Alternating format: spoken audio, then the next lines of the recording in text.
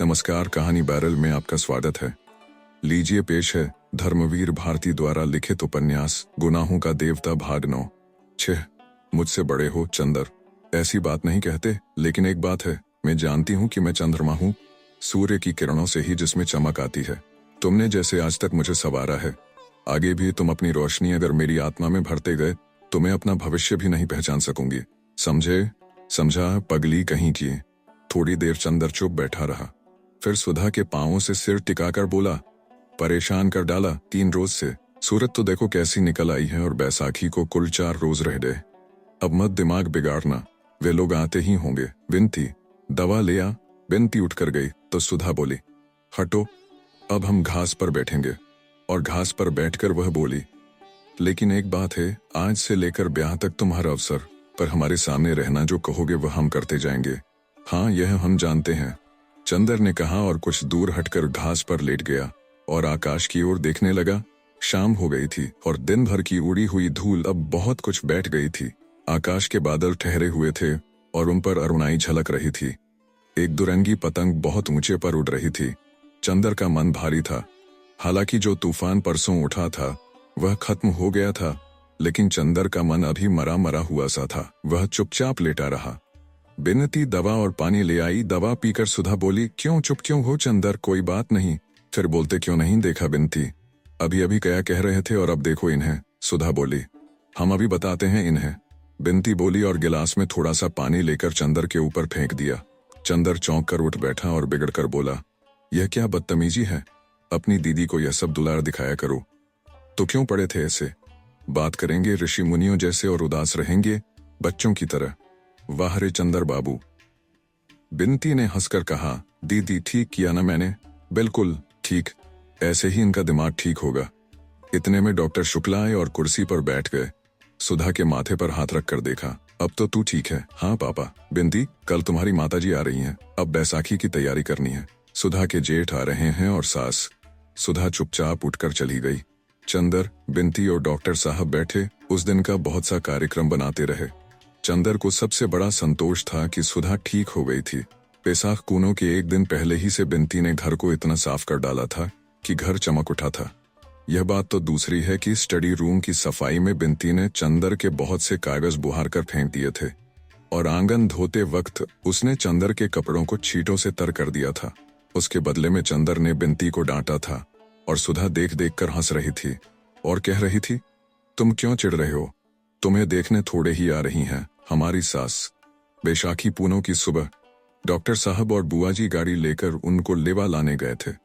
चंदर बाहर बरामदे में बैठा अखबार पढ़ रहा था और सुधा अंदर कमरे में बैठी थी। तब 2 दिन उसे बहुत तब ढक कर रहना होगा। वह बाहर नहीं घूम सकती थी, क्योंकि जाने कैसे और कब उसकी सास आ जाए और देख ले।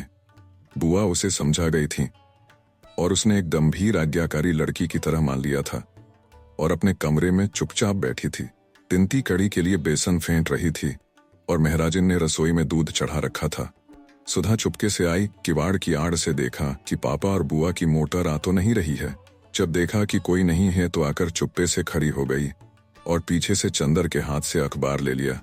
चंदर ने पीछे देखा तो सुधा एक बच्चे की तरह मुस्कुरा दी और बोली, क्यों चंदर, हम ठीक है ना? ऐसे ही रहे ना? देखा तुम्हारा कहना मानते हैं ना हम। हाँ सुधी, तभी तो हम तुमको इतना दुलार करते हैं। लेकिन चंदर, एक बार आज रो लेने दो, फिर उनके सामने नहीं रो सकेंगे।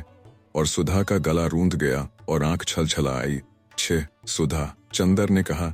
अच्छा, नहीं नहीं, और झटके से सुधा ने आंसू पोंछ लिए। इतने में गेट पर किसी कार का भोंपू सुनाई पड़ा और सुधा भागी। अरे यह तो पम्मी की कार है, चंदर बोला। सुधा रुक गई। पम्मी ने पोर्टिको में आकर कार रोकी। हेलो मेरे जुड़वा मित्र, क्या हाल है तुम लोगों का? और हाथ मिलाकर बेतकल्लुफी से कुर्सी खींचकर बैठ गई। इन्हें अंदर ले चलो चंदर, वरना अभी वे लोग आते होंगे। सुधा बोली, नहीं मुझे बहुत जल्दी है, आज शाम को बाहर जा रही हूँ। बर्टी अब मसूरी चला गया है, वहां से उसने मुझे भी बुलाया है। उसके हाथ में कहीं शिकार में चोट लग गई है। मैं तो आज जा रही हूँ। सुधा बोली, हमें ले चलिएगा? चलिए कपूर, तुम भी चलो, जुलाई में लौट आना। पम्मी ने कहा, जब अगले साल हम लोगों की मित्रता की वर्षगांठ होगी तो मैं चलूंगा। चंदर ने कहा, अच्छा विदा। पम्मी बोली। चंदर और सुधा ने हाथ जोड़े तो पम्मी ने आगे बढ़कर सुधा का मुंह हथेलियों में उठाकर उसकी पलकें चूम ली और बोली, मुझे तुम्हारी पलकें बहुत अच्छी लगती हैं। अरे इनमें आंसुओं का स्वाद है, अभी रोई थी क्या? सुधा झेंप गई। चंदर के कंधे पर हाथ रखकर पम्मी ने कहा, कपूर तुम खत जरूर लिखते रहना, चलते तो बड़ा अच्छा रहता। अच्छा, आप दोनों मित्रों का समय अच्छी तरह बीते। और पम्मी चल दी। थोड़ी देर में डॉक्टर साहब की कार आई। सुधा ने अपने कमरे के दरवाजे बंद कर लिए। बिनती ने सिर पर पल्ला ढक लिया और चंदर दौड़कर बाहर गया। डॉक्टर साहब के साथ जो सज्जन उतरे वे ठिकने से, गोरे से, गोल चेहरे के कुलीन सज्जन थे और खद्दर का कुर्ता और धोती पहने हुए थे। हाथ में एक छोटा सा सफरी बैग था। चंदर ने लेने को हाथ बढ़ाया तो हंसकर बोले, नहीं जी, क्या इतना सा बैग ले चलने में मेरा हाथ थक जाएगा? आप लोग तो खातिर करके मुझे महत्वपूर्ण बना देंगे। सब लोग स्टडी रूम में गए। वहीं डॉक्टर शुक्ला ने परिचय कराया, यह हमारे शिष्य और लड़के, प्रांत के होनहार अर्थशास्त्री चंद्र कुमार कपूर, और आप शाहजहांपुर के प्रसिद्ध कांग्रेसी कार्यकर्ता और म्यूनिसिपल कमिश्नर श्री शंकर लाल मिश्र। अब तो नहाए लिव संकरी, फिर चाय ठंडाई जई है। बुआजी ने आकर कहा। आज बुआजी ने बहुत दिनों पहले की बूटीदार साड़ी पहन रखी थी और शायद वह खुश थी क्योंकि बिनती को डांट नहीं रही थी। नहीं, मैं तो वेटिंग रूम में नहा चुका, चाय मैं पीता नहीं, खाना ही तैयार कराइए। और घड़ी देखकर शंकर बाबू बोले, मुझे जरा स्वराज्य भवन जाना है और 2 बजे की गाड़ी से वापस चले जाना है और शायद उधर से ही चला जाऊंगा। उन्होंने बहुत मीठे स्वर से मुस्कुराते हुए कहा, तो अच्छा नहीं लगता कि आप आए भी और कुछ रुके नहीं? डॉक्टर शुक्ला बोले, हाँ, मैं खुद रुकना चाहता था, लेकिन मां जी की तबीयत ठीक नहीं है। कैलाश भी कानपुर गया हुआ है, मुझे जल्दी जाना चाहिए। बिनती ने लाकर थाली रखी। चंदर ने आश्चर्य से डॉक्टर साहब की ओर देखा। वे हंसकर बोले, भाई, यह लोग हमारी तरह छूत पाक नहीं मानते। शंकर तुम्हारे संप्रदाय के हैं, यहीं कच्चा खाना खा लेंगे। इन्हें ब्राह्मण कहत के हैं, ये तो किरिस्तान है, हमरो धर्म बिगाड़िन। हिनिया आए के? बुआजी बोली। बुआजी ने ही यह शादी तय कराई थी। लड़का पाया था और दूर के रिश्ते से वे कैलाश और शंकर की भाभी लगती थीं। शंकर बाबू ने हाथ धोए और कुर्सी खींचकर बैठ गए। चंदर की ओर देखकर बोले, आइए होनहार डॉक्टर साहब, आप तो मेरे साथ खा सकते हैं। नहीं, आप खाइए, चंदर ने तकल्लुफ करते हुए कहा। अजी वाह, मैं ब्राह्मण हूँ शुद्ध, मेरे साथ खाकर आपको जल्दी मोक्ष मिल जाएगा। कहीं हाथ में तरकारी लगी रह गई तो आपके लिए स्वर्ग का फाटक फौरन खुल जाएगा। खाओ। 2 कौर खाने के बाद शंकर बाबू ने बुआजी से कहा, यही बहू है जो लड़की थाली रख गई थी? अरे राम कही, वो तो हमार छोड़ी है बिनती। पहचानत्यों ने पिछले साल तो मुन्ने के विवाह में देखे हो वो। बुआजी बोली, शंकर बाबू कैलाश से काफी बड़े थे, लेकिन देखने में बहुत बड़े नहीं लगते थे। खाते पीते बोले, डॉक्टर साहब, लड़की से कहिए रोटी दे जाए, मैं इसी तरह देख लूंगा और ज्यादा तरक भरक की कोई जरूरत नहीं। डॉक्टर साहब ने बुआजी को इशारा किया और वे उठकर चली गईं। थोड़ी देर में सुधा आई, सादी सफेद धोती पहने, हाथ में रोटी लिए दरवाजे पर आकर हिचकी, फिर आकर चंदर से बोली, रोटी लोगे? और बिना चंदर की आवाज सुने रोटी चंदर के आगे रखकर बोली, और क्या चाहिए? मुझे कढ़ी चाहिए, शंकर बाबू ने कहा। सुधा गई और कढ़ी ले आई, शंकर बाबू के सामने रख दी। शंकर बाबू ने आंखें उठाकर सुधा की ओर देखा। सुधा ने निगाहें नीची कर लीं और चली गई। बहुत अच्छी है लड़की, शंकर बाबू ने कहा। इतनी पढ़ी लिखी लड़की ने इतनी शर्म लिहाज नहीं मिलती। सचमुच जैसे आपकी एक ही लड़की थी, आपने उसे खूब बनाया है। कैलाश के बिल्कुल योग्य लड़की है। यह तो कहिए डॉक्टर साहब की शिष्टा प्रबल होती है, वरना हमारा कहाँ सौभाग्य था। जब से मेरी पत्नी मरी तभी से माताजी कैलाश के विवाह की जिद कर रही हैं। कैलाश अंतरजातीय विवाह करना चाहता था, लेकिन हमें तो अपनी जाति में ही इतना अच्छा संबंध मिल गया। तो तोहरे अभिन कौन बेस हुआ गई, तो ही कहे ना ही बहुड़िया ले ओत्यो। सुधी के अकेल मन न लगी। बुआजी बोली। शंकर बाबू कुछ नहीं बोले। खाना खाकर उन्होंने हाथ धोए और घड़ी देखी। अब थोड़ा सो लूं या जाने दीजिए? आइए बातें करें हम और आप, उन्होंने चंदर से कहा। 1 बजे तक चंदर शंकर बाबू से बातें करता रहा और डॉक्टर साहब और सुधा वगैरह खाना खाते रहे। शंकर बाबू बहुत हंसमुख थे और बहुत बातूनी भी। चंदर को तो कैलाश से भी ज्यादा शंकर बाबू पसंद आए। बातें करने से मालूम हुआ कि शंकर बाबू की आयु अभी 30 वर्ष से अधिक की नहीं है।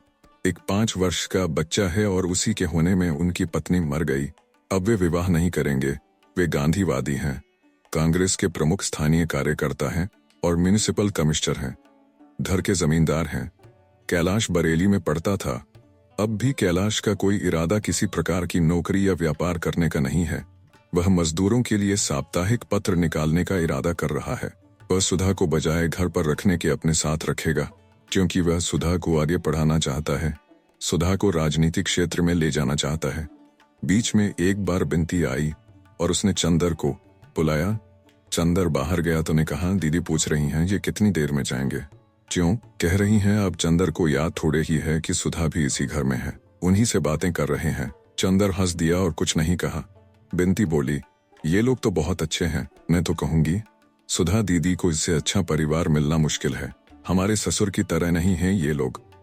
हाँ, फिर भी सुधा इतनी सेवा नहीं कर रही है इनकी। बिनती, तुम सुधा को कुछ शिक्षा दे दो इस मामले में। हाँ हाँ, हम सेवा करने की शिक्षा दे देंगे और ब्याह करने के बाद की शिक्षा अपनी पम्मी से दिलवा देना। खुद तो उनसे ले ही चुके होंगे आप। चंदर झेंप गया, बाजी कहीं की, बहुत बेशरम हो गई है। पहले मुंह से बोल नहीं निकलता था, तुमने और दीदी ने ही तो किया बेशरम। हम क्या करें? पहले हम कितना डरते थे। बिनती ने उसी तरह गर्दन टेढ़ी करके कहा और मुस्कुराकर भाग गई। जब डॉक्टर साहब आए तो शंकर बाबू ने कहा, अब तो मैं जा रहा हूँ, यह माला मेरी ओर से बहू को दे दीजिए। और उन्होंने बड़ी सुंदर मोतियों की माला बैग से निकाली और बुआ जी के हाथ में दे दी। हाँ, एक बात है, शंकर बाबू बोले, ब्याह हम लोग महीने भर के अंदर ही करेंगे। आप ही सब बात हमने मानी, ये बात आपको हमारी माननी होगी। इतनी जल्दी? डॉक्टर शुक्ला चौंक उठे। यह असंभव है शंकर बाबू, मैं अकेला हूँ, आप जानते हैं। नहीं, आपको कोई कष्ट न होगा, शंकर बाबू बहुत मीठे स्वर में बोले। हम लोग रीति रस्म के तो कायल है नहीं, आप जितना चाहे रीति रस्म अपने मन से कर लें। हम लोग तो सिर्फ 6-7 आदमियों के साथ आएंगे। सुबह आएंगे, अपने बंगले में एक कमरा खाली करा दीजिएगा। शाम को अगवानी और विवाह कर दें। दूसरे दिन 10 बजे हम लोग चले जाएंगे। यह नहीं होगा? डॉक्टर साहब बोले, हमारी तो अकेली लड़की है और हमारे भी हौसले हैं, और फिर लड़की की बुआ तो यह कभी भी नहीं स्वीकार करेंगी। देखिए, मैं आपको समझा दूं, कैलाश शादियों में तड़क भड़क के सख्त खिलाफ है। पहले तो वह इसलिए जाति में विवाह नहीं करना चाहता था, लेकिन जब मैंने उसे भरोसा दिलाया कि बहुत सादा विवाह होगा, तभी वह राजी हुआ। इसीलिए इसे आप मान ही लें। फिर विवाह के बाद तो जिंदगी पड़ी है। आपकी अकेली लड़की है, जितना चाहिए करिए। रहा कम समय का तो शुभस्य शीघ्रम। फिर आपको कुछ खास इंतजाम भी नहीं करना। अगर कुछ हो तो कहिए, मैं यहीं रह जाऊं, आपका काम कर दूं। शंकर बाबू हंसकर बोले। कुछ देर तक बातें होती रहीं। अंत में शंकर बाबू ने अपने सौजन्य और मीठे स्वभाव से सभी को राजी कर ही लिया। उसके बाद उन्होंने सबसे विदा मांगी। चलते वक्त बुआ जी और डॉक्टर साहब के पैर छुए, चंदर से हाथ मिलाया और शंकर बाबू सबका मन जीत कर चले गए। बुआ जी ने माला हाथ में ली, उसे उलट पलट कर देखा और बोली, एक ऊ आए रहे जूता खोर। एक ठो कागज थमाए के चले गए और एक गहरी सांस लेके चली गईं। डॉक्टर साहब ने सुधा को बुलाया। उसके हाथ में वह माला रखकर उसे चिपटा लिया। सुधा पापा की गोद में मुंह छिपाकर रो पड़ी। उसके बाद सुधा चली गई और चंदर, डॉक्टर साहब और बुआ जी बैठे शादी के इंतजाम की बातें करते रहे। यह तय हुआ कि अभी तो इन्हीं की इच्छानुसार विवाह कर दिया जाए, फिर यूनिवर्सिटी खुलने पर सभी को बुलाकर अच्छी दावत वगैरह दे दी जाए। यह भी तय हुआ कि बुआ जी गाँव जाकर अनाज, घी, बड़ियां और नौकर वगैरह का इंतजाम कर लाएं और 15 दिन के अंदर लौट आएं। अगवानी ठीक 6 बजे शाम को हो जाए और सुबह के नाश्ते में क्या दिया जाए, यह सभी डॉक्टर साहब ने तय कर डाला। लेकिन निश्चय यह किया गया कि चूंकि आदमी बहुत कमा रहे हैं, सुबह शाम के नाश्ते का काम यूनिवर्सिटी के किसी रेस्तरां को दे दिया जाए। इसी बीच में बिनती खरबूजा और शरबत लाकर रख गई और चंदर ने बहुत आराम से शरबत पीते हुए पूछा, किसने बनाया है? सुधा दीदी ने। आज बड़ी खुश मालूम पड़ती है, चीनी बहुत कम छोड़ी है, चंदर बोला।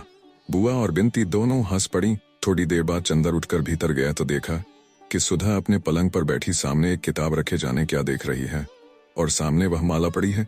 चंदर गया और बोला, सुधा, आज मैं बहुत खुश हूँ। सुधा ने आंखें उठाई और चंदर की ओर देखकर मुस्कुराने की कोशिश की और बोली, मैं भी बहुत खुश हूँ। क्यों, तय हो गया इसलिए? बिनती ने पूछा। चंदर बहुत खुश हैं इसलिए। और एक गहरी सांस लेकर किताब बंद कर। कौन सी किताब है सुधा? चंदर ने पूछा। कुछ नहीं, इस पर उर्दू के कुछ अशार लिखे हैं जो गेसू ने सुनाए थे, सुधा बोली। चंदर ने बिनती की ओर देखा और कहा, बिनती, कैलाश तो जैसा है वैसा ही है, लेकिन शंकर बाबू की तारीफ में कर नहीं सकता। क्या राय है तुम्हारी? हाँ, है तो सही। दीदी इतनी सुखी रहेंगी कि बस। दीदी हमें भूल मत जाना, समझी? बिनती, और हमें भी मत भूलना सुधा, चंदर ने सुधा की उदासी दूर करने के लिए छेड़ते हुए कहा। हाँ, तुम्हें भूले बिना कैसे काम चलेगा, सुधा ने और भी गहरी सांस लेते हुए कहा। और एक आंसू गालों पर फिसल ही आया। अरे पगली, तुम सब कुछ अपने चंदर के लिए कर रही हो, उसकी आज्ञा मानकर कर रही हो, फिर यह आंसू कैसे? छे, और यह माला सामने रखे क्या कर रही हो? चंदर ने बहलाया। माला तो दीदी इसलिए सामने रखे थी कि बतलाऊं। बतलाऊं? बिनती बोली। असल में रामायण की कहानी तो सुनी है चंदर तुमने। रामचंद्र ने अपने एक भक्त को मोती की माला दी तो वह उसे दांत से तोड़कर देख रहा था कि उसके अंदर राम नाम है या नहीं, सो ये माला सामने रखकर देख रही थी। इसमें कहीं चंदर की झलक है या नहीं? चुप गिलहरी कहीं की। सुधा हंस पड़ी। बहुत बोलना आ गया है, सुधा ने हंसते हुए बनावटी गुस्से से कहा। फिर सुधा तकिए से टिककर बैठ गई। आज गेसु नहीं, गेसु की बहुत याद आ रही है, इसलिए कि आज उसके कई शेर याद आ रहे हैं। एक दफे उसने सुनाया था, ये आज फिजा खामोश है क्यों, हर जरे को आखिर होश है क्यों, या तुम ही किसी के हो न सके या कोई तुम्हारा हो न सका। इसी की अंतिम पंक्ति है, मौजे भी हमारी हो न सकी, तूफान भी हमारा हो न सका। वाह, यह पंक्ति बहुत अच्छी है, चंदर ने कहा। आज गेसु होती तो बहुत सी बातें करते। सुधा बोली, देखो चंदर, जिंदगी भी क्या होती है, आदमी क्या सोचता है और क्या हो जाता है। आज से 3-4 महीने पहले मैंने क्या सोचा था, क्लासरूम से भागकर हम लोग पेड़ के नीचे लेटकर बातें करते थे। तो मैं हमेशा कहती थी मैं शादी नहीं करूंगी, पापा को समझा लूंगी। उस दिन क्या मालूम था कि इतनी जल्दी जुए के नीचे गर्दन डाल देनी होगी और पापा को भी जीतकर किसी दूसरे से हार जाना होगा। अभी उसकी तय भी नहीं हुई और महीने भर बाद मेरी। सुधा थोड़ी देर चुप रही और फिर और दूसरी बात उसकी, जो मैंने तुम्हें बताई थी। उसने कहा था जब किसी के कदम हट जाते हैं सिर के नीचे से, तब मालूम होता है कि हम किसका सपना देख रहे थे। पहले हमें भी नहीं मालूम होता था कि हमारे सिर किसके कदमों पर झुक चुके हैं। याद है, मैंने तुम्हें बताया था, तुमने पूछा था, याद है? चंदर ने कहा। बिनती उठकर चली गई, लेकिन सुधा या चंदर किसी ने ध्यान भी नहीं दिया। चंदर बोला, लेकिन सुधा, इन सब बातों को सोचने से क्या फायदा, आगे का रास्ता सामने है, बढ़ो। हाँ, सो तो है ही देवता मेरे। कभी कभी जाने कितनी पुरानी बातें मन में आ ही जाती हैं और मन करता है कि मैं सोचती ही जाऊं। जाने क्यों मन को बड़ा संतोष मिलता है। और चंदर, जब मैं वहां रहूंगी तुमसे दूर तो इन्हीं स्मृतियों के अलावा और क्या शेष रहेगा। तुम्हें वह दिन याद है जब मैं गेसु के यहाँ नहीं जा पाई थी और उस स्थान पर हम लोगों में झगड़ा हो गया था। चंदर, वहां सब कुछ है, लेकिन मैं लड़ूंगी झगड़ूंगी किससे वहां? चंदर एक फीकी सी हंसी हंसकर बोला, अब क्या जन्म भर बच्ची ही बनी रहोगी? हाँ चंदर, चाहती तो यही थी, लेकिन जिंदगी तो जबरदस्ती सब सुख छीन लेती है और बदले में कुछ भी नहीं देती। आओ चलो लॉन पर चलें, शाम को तुमसे बातें ही करेंगे। उसके बाद सुधा रात को 8 बजे उठी, जब बुआ तैयार होकर स्टेशन जा रही थीं और ड्राइवर मोटर निकाल रहा था, और उदास टिमटिमाते हुए सितारों ने देखा कि चंदर और सुधा दोनों की आंखों में आंसुओं की अवशेष नमी झलमिला रही थी। उठते हुए सुधा ने क्षण भर चंदर की ओर देखा। चंदर ने सिर झुका लिया और बहुत उदास आवाज में कहा, चलो सुधा, बहुत देर कर दी हम लोगों ने। 15 दिन बाद बुआ आई तो उन्होंने घर की शक्ल ही बदल दी। दरवाजे पर और बरसाती में हल्दी के हाथों की छाप लग गई। कमरों का सभी सामान हटाकर दरियां बिछा दी गईं और सबसे अंदर वाले कमरे में सुधा का सब सामान रख दिया गया। स्टडी रूम की सभी किताबें समेट दी गईं और वहां एक बड़ी सी मशीन लाकर रख दी जिस पर बैठकर बिनती सिलाई करती थी। उसी को कपड़े और गहनों का भंडार घर बनाया गया और उसकी चाबी बिनती या बुआ के पास रहती थी। गांव से एक महराजिन, एक कहारिन और 2 मजदूर आए थे। वे सभी गैरेज में सोते थे और दिन भर काम करते थे और पानी पीने को मांगते रहते थे। सभी कुर्सियां और सोफा सेट निकलवाकर सायबान में लगवा दिए गए थे। रसोई के पार वाली कोठरी में कुल्हड़, पत्तलें, प्याले वगैरह रखे थे और पूजा वाले कमरे में शक्कर, घी, तरकारी और अनाज था। मिठाई कहाँ रखी जाएगी, इस पर बुआजी, महराजिन और बिनती में घंटे भर तक बहस हुई। लेकिन जब बुआजी ने बिनती से कहा, आपन लड़के बच्चे का ब्याह कियो तो कतरनी अंश जबान चलाए लहियो, अभिन हर काम में काहे टॉग अड़ावा करत हो, तो बिनती चुप हो गई और अंत में बुआजी की राय सर्वोपरि मानी गई। बुआजी की जबान जितनी तेज थी, हाथ भी उतने ही तेज। 4 बोरा गेहूं उन्होंने साफ करके कोठरियों में भरवा दिए। कम से कम 5 तरह की दालें लाई थीं। टेसन पिसवाया, दाल दरवाई, पापड़ बनवाए, मैदा छनवाया, सूजी दरवाई, बरी मुंगौरी डलवाई, चावल की कचौरियां बनवाई और सबको अलग अलग गठरी में बांध कर रख दिया। रात को अक्सर बुआजी, महराजिन तथा गांव की महरिन ढोलक लेकर बैठ जाती और गीत गाती। बिनती उनमें भी शामिल रहती। सच पूछो तो सुधा के ब्याह का जितना उत्साह बुआ को नहीं था, उतना बिनती को था। वह सुबह से उठकर झाड़ लेकर सारा घर बुहार डालती थी। इसके बाद नहाकर तरकारी काटती, उसके बाद फिर चाय चढ़ाती। डॉक्टर साहब, चंदर, सुधा सभी को चाय देती। बैठकर चंदर अगर कुछ हिसाब लिखाता तो हिसाब लिखती, फिर अपनी मशीन पर बैठ जाती और 12-1 बजे तक सिलाई करती रहती। फिर दोपहर को चावल और दाल बीनती, शाम को खरबूजे काटती, शरबत बनाती और रात भर जाग जाग कर गाती या दीदी को हंसाने की कोशिश करती। एक दिन सुधा ने कहा, मेरे ब्याह में तो इतनी खुश है, अपने ब्याह में क्या करेगी? तो बिनती ने जवाब दिया, अपने ब्याह में तो मैं खुद बैंड बजाऊंगी। वर्दी पहनकर घर चमक उठा था जैसे रेशम, लेकिन रेशम के चमकदार रंगीन उल्लास भरे गोले के अंदर भी एक प्राणी होता है। उदास, स्तब्ध, अपनी सांस रोककर अपनी मौत की क्षण क्षण प्रतीक्षा करने वाला रेशम का कीड़ा। घर के इस सारे उल्लास और चहल पहल से घिरा हुआ सिर्फ एक प्राणी था, जिसकी सांस धीरे धीरे डूब रही थी, जिसकी आंखों की चमक धीरे धीरे कुंभला रही थी, जिसकी चंचलता ने उसकी नजरों से विदा मांग ली थी। वह थी सुधा। सुधा बदल गई थी। गोरा चंपई चेहरा पीला पड़ गया था और लगता था जैसे वह बीमार हो। खाना उसे जहर लगने लगा था। अपने कमरे को छोड़कर कहीं जाती न थी। एक शीतल पाटी बिछाए उसी पर दिन रात पड़ी रहती थी। बिनती जब हंसती हुई खाना लाती और सुधा के इनकार पर बिनती के आंसू छलछला आते, तब सुधा पानी के घूंट के सहारे कुछ खा लेती और उदास फिर अपनी शीतल पाटी पर लेट जाती।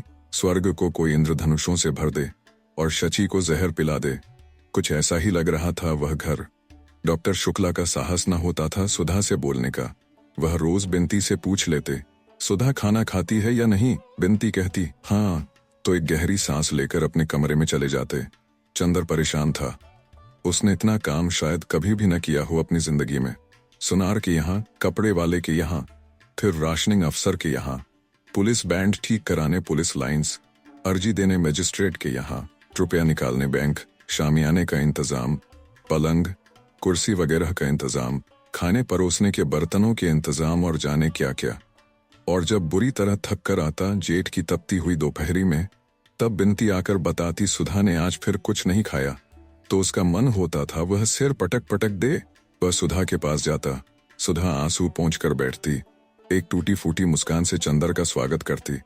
चंदर उससे पूछता, खाती क्यों नहीं? खाती तो हूं चंदर, इससे ज्यादा गर्मियों में मैं कभी नहीं खाती थी, सुधा कहती और इतने दृढ़ स्वर से कि चंदर से कुछ प्रतिवाद नहीं करते बनता। अब बाहरी काम लगभग समाप्त हो गए थे। वैसे तो सभी जगह हल्दी छिड़ककर पत्र रवाना किए जा चुके थे, लेकिन निमंत्रण पत्र भी बहुत सुंदर छप कर आए थे। हालांकि कुछ देर हो गई थी। ब्याह को अब कुल 7 दिन बचे थे। चंदर सुबह 10 बजे एक डिब्बे में निमंत्रण पत्र और लिफाफा भरे हुए आया और स्टडी रूम में बैठ गया। बिनती बैठी हुई कुछ सिल रही थी। सुधा कहाँ है? उसे बुला लाओ। सुधा आई, सूजी आंखें, सूखे होठ, रूखे बाल, मैली धोती, निष्प्राण चेहरा और बीमार चाल, हाथ में पंखा लिए थी। आई और चंदर के पास बैठ गई। कहो क्या कराए चंदर, अब कितना इंतजाम बाकी है? अब सब हो गया सुधा रानी, आज तो पैर जवाब दे रहे हैं। साइकिल चलाते चलाते पैर में जैसे गांठें पड़ गई हों। चंदर ने कार्ड फैलाते हुए कहा, शादी तुम्हारी होगी और जान मेरी निकली जा रही है मेहनत से। हाँ चंदर, इतना उत्साह तो और किसी को नहीं है मेरी शादी का, सुधा ने कहा और बहुत दुलार से बोली, लाओ पैर दबा दूं तुम्हारे। अरे पागल हो गई। चंदर ने अपने पैर उठाकर ऊपर रख लिए। हाँ चंदर, गहरी सांस लेते हुए सुधा बोली, अब मेरा अधिकार भी क्या है तुम्हारे पैर छूने का? क्षमा करना, मैं भूल गई थी कि मैं पुरानी सुधा नहीं हूं। और टप से 2 आंसू गिर पड़े। सुधा ने पंखे की ओट कर आंखें पोंछ ली। तुम तो बुरा मान गई सुधा, चंदर ने पैर नीचे रखते हुए कहा। नहीं चंदर, अब बुरा भला मानने के दिन बीत गए। अब गैरों की बात का भी बुरा भला नहीं मान पाऊंगी। फिर घर के लोगों की बातों का बुरा भला क्या? छोड़ो ये सब बातें। ये क्या निमंत्रण पत्र छपा है? देखें। चंदर ने एक निमंत्रण पत्र उठाया, उसे लिफाफे में भरकर उस पर सुधा का नाम लिखकर कहा, लो हमारी सुधा का ब्याह है, आइएगा जरूर। सुधा ने निमंत्रण पत्र ले लिया। अच्छा, एक फीकी हंसी हंसकर बोली, अच्छा अगर हमारे पतिदेव ने आज्ञा दे दी तो आऊंगी आपके यहाँ। उनका भी नाम लिख दीजिए वरना बुरा ना मान जाए। और सुधा उठ खड़ी हुई। कहाँ चली? चंदर ने पूछा। यहाँ बहुत रोशनी है, मुझे अपना अंधेरा कमरा ही अच्छा लगता है, सुधा बोली। चलो बिनती, वहीं काट ले चलो। चंदर ने कहा, आओ सुधा, आज कार्ड लिखते जाएंगे, तुमसे बात करते जाएंगे। जिंदगी देखो सुधी, आज 15 दिन से तुमसे 2 मिनट बैठकर बात भी न कर सके, अब क्या करना है? चंदर, जैसा कह रहे हो वैसा कर तो रही हूँ, अभी कुछ और बाकी है क्या? बता दो, वह भी कर डालूं। अब तो रो पीट कर ऊंचा बनना ही है। बिनती ने कार्ड समेटे तो सुधा डांट कर बोली, रख इसे यहीं, चली उठा के। बड़ी चंदर की आज्ञाकारी बनी है, ये भी हमारी जान की गाहक हो गई, अब हमारे कमरे में लाई, ये सब तो टांग तोड़ दूंगी। पाजी कहीं की। बिनती ने कार्ड धर दिए। नौकर ने आकर कहा, बाबूजी, कुम्हार अपना हिसाब मानता है। अच्छा, अभी आया। सुधा और चंदर चला गया और इस तरह दिन बीत रहे थे। शादी नजदीक आती जा रही थी और सभी का सहारा एक दूसरे से छूटता जा रहा था। सुधा के मन पर जो कुछ भी धीरे धीरे मरघट की उदासी की तरह बैठता जा रहा था और चंदर अपने प्यार से, अपने मुस्कानों से, अपने आंसुओं से धो देने के लिए व्याकुल हो उठा था। लेकिन यह जिंदगी थी जहां प्यार हार जाता है, मुस्कानें हार जाते हैं, आंसू हार जाते हैं, तश्तरी, प्याले, कुल्हड़, पत्तलें, कालीनें, दरियां और बाजे जीत जाते हैं। जहां अपनी जिंदगी की प्रेरणा मूर्ति के आंसू गिनने के बजाय कुल्हड़ और प्याले गिनवाकर रखने पड़ते हैं, और जहां किसी आत्मा की उदासी को अपने आंसुओं से धोने के बजाय पत्तलें धुलवाना ज्यादा महत्वपूर्ण होता है, जहां भावना और अंतर्द्वंद के सारे तूफान सुनार और बिजली वालों की बातें में डूब जाते हैं, और जहां 2 आंसुओं में डूबते हुए व्यक्तियों की पुकार शहनाइयों की आवाज में डूब जाती है, और जिस वक्त की आदमी के हृदय का कण कण क्षत विक्षत हो जाता है, जिस वक्त उसकी नसों में सितारे टूटते हैं, जिस वक्त उसके माथे पर आग ढकती है, जिस वक्त उसके सिर पर से आसमान और पांव तले से धरती हट जाती है, उस समय उसे शादी की साड़ियों का मोल तोल करना पड़ता है और बाजे वाले को एडवांस रुपया देना पड़ता है। ऐसी थी उस वक्त चंदर की जिंदगी, और उस जिंदगी ने अपना चक्र पूरी तरह चला दिया था। करोड़ों तूफान घुमड़ाते हुए उसे नचा रहे थे। वह एक क्षण भी कहीं नहीं टिक पाता था, एक पल भी उसे चैन नहीं था, एक पल भी वह यह नहीं सोच पाता था कि उसके चारों ओर क्या हो रहा है। वह बेहोशी में, मूर्छा में मशीन की तरह काम कर रहा था। आवाजें थीं कि उसके कानों से टकराकर चली जाती थीं। आंसू थे कि हृदय को छू नहीं पाते थे। चक्र उसे फंसाकर खींचे लिए जा रहा था। बिजली से भी ज्यादा तेज, प्रलय से भी ज्यादा सशक्त वह खिंचा जा रहा था। सिर्फ एक और, शादी का दिन। सुधा ने नथुनी पहनी, उसे नहीं मालूम। सुधा ने कोरे कपड़े पहने, उसे नहीं मालूम। सुधा ने चूड़े पहने, उसे नहीं मालूम। घर में गीत हुए, उसे नहीं मालूम। सुधा ने चूल्हा पूजते वक्त अपना सिर पटक दिया, उसे नहीं मालूम। वह व्यक्ति नहीं था, तूफान में उड़ता हुआ एक पीला पत्ता था जो वात्या चक्र में उलझ गया था और झोंके उसे नचाए जा रहे थे। और उसे होश आया तब जब बिनती जबरदस्ती उसका हाथ पकड़कर खींच ले गई, बारात आने के एक दिन पहले। उस छत पर जहां सुधा पड़ी रो रही थी, चंदर को ढकेल कर चली आई। चंदर के सामने सुधा थी, सुधा जिससे वह पता नहीं क्यों बचना चाहता था। अपनी आत्मा के संघर्षों से, अपने अंतःकरण के घावों की कसक से घबराकर, जैसे कोई आदमी एकांत कमरे से भागकर भीड़ में मिल जाता है, भीड़ के निरर्थक शोर में अपने को खो देना चाहता है, बाहर के शोर में अंदर का तूफान भुला देना चाहता है। उसी तरह चंदर पिछले हफ्ते से सब कुछ भूल गया। उसे सिर्फ एक चीज याद रहती थी, शादी का प्रबंध। सुबह से लेकर सोने के वक्त तक वह इतना काम कर डालना चाहता था कि उसे एक क्षण भी बैठने का मौका न मिले, और सोने से पहले वह इतना थक जाए, इतना चूर चूर हो जाए कि लेटते ही नींद उसे जकड़ ले और उसे बेहोश कर दे। लेकिन उस वक्त बिनती उसे उसके विस्मरण स्थल से खींचकर एकांत में ले आई है, जहां उसकी ताकत और उसकी कमजोरी, उसकी पवित्रता और उसका पाप, उसकी मुस्कान और उसके आंसू, उसकी प्रतिभा और उसकी विस्मृति, उसकी सुधा अपनी जिंदगी के चिरंतन मोड़ पर खड़ी अपना सब कुछ लुटा रही थी। चंदर को लगा जैसे उसको अभी चक्कर आ जाएगा। वह अकुलाकर खाट पर बैठ गया। शाम थी, सूरज डूब रहा था और दिन भर की तपी हुई छत पर जलती हुई बरसाती के नीचे एक खरहरी खाट पर सुधा लेटी थी। एक महीन पीली धोती पहने, कोरी मार्किन की कुर्ती, टहने रूखे चिकटे हुए बाल और नाक में बहुत बड़ी सी नथ। 15 दिन के आंसुओं ने चेहरे को जाने कैसा बना दिया। न चेहरे पर सुकुमारता थी, न कठोरता, न रूप था, न ताजगी। सिर्फ ऐसा लगता था कि जैसा सुधा का सब कुछ लुट चुका है। न केवल प्यार और जिंदगी लुटी है, वरन आवाज भी लुट गई है, और नीरवता भी, वैभव भी लुट गया, और याचना भी। सुधा ने अपने पीले पल्ले से आंसू पोंछे और उठकर बैठ गई। दोनों चुप। पहले कौन बोले? बिनती आई। चंदर और सुधा का खाना रखकर चली गई। खाना खाओगी सुधा? चंदर ने पूछा। सुधा कुछ बोली नहीं, सिर्फ सिर हिला दिया और डूबते हुए सूरज और उड़ते हुए बादलों की ओर देखकर जाने क्या सोचने लगी। चंदर ने थाली खिसका दी और सुधा को अपनी ओर खींचकर बोला, सुधा, इस तरह कैसे काम चलेगा? तुम्ही को देखकर तो मैं अपना धीरज संभालूंगा। बताओ, और तुम ही यह कर रही हो। सुधा चंदर के पास खिसक आई और 2 मिनट तक चुपचाप चंदर की ओर फटी हुई पथराई आंखों से देखती रही और एकदम हृदय को फाड़ देने वाली आवाज में चीख कर रो उठी। चंदर, अब क्या होगा? चंदर की समझ में नहीं आया वह क्या करे। आंसू उसके सूख चुके थे, वह रो नहीं सकता था। उसके मन पर कहीं कोई पत्थर रखा था जो आंसुओं की बूंदों को बनने के साथ ही सोख लेता था। लेकिन वह तड़प उठा। सुधा, वह घबराकर बोला, सुधा, तुम्हें हमारी कसम है, चुप हो जाओ। चुप, बिल्कुल चुप। हाँ, ऐसे ही। सुधा चंदर के पांवों में मुंह छिपाए थी। उठकर बैठो ठीक से सुधा, इतना समझ बूझकर यह सब करती हो। छे, तुम्हें अपना दिल मजबूत करना चाहिए, वरना पापा को कितना दुख होगा।